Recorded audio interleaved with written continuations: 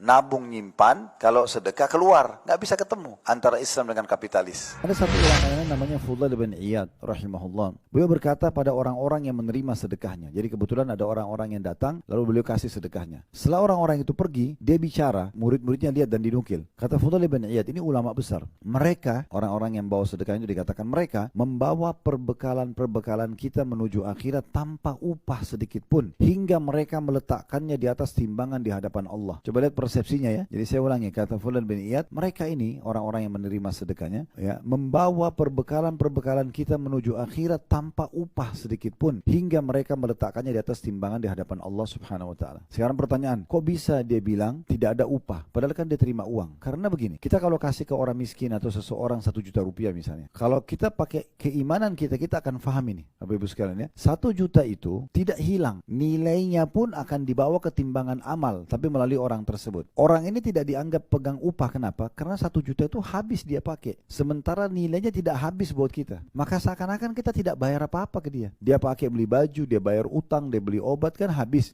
1 juta itu. Tapi kita nggak habis. Kita akan diberikan balasan di dunia, balasan dalam bentuk juga rezeki yang kita butuhkan, apakah kesehatan, apakah kebahagiaan, apakah juga bisnis yang sukses, dan di akhirat maksimal dapat pahala. Nah, ini poin penting yang harus kita garis bawahi. Persepsi ini harus diperbaikin, sehingga mulai sekarang kita harus tanamkan dalam diri kita butuh sedekah. Kita yang butuh, pemilik harta ini yang butuh sedekah. Kita harus selalu keluarkan. Ingat, orang-orang muslim berpikir sedekah sebagai investasi. Orang kapitalis berpikir sedekah itu adalah pengeluaran. Makanya mereka pelit, mereka punya prinsip menabung pangkal kaya. Kalau kita sedekah pangkal kaya, nggak ketemu. Nabung nyimpan, kalau sedekah keluar, nggak bisa ketemu antara Islam dengan kapitalis, gitu ya.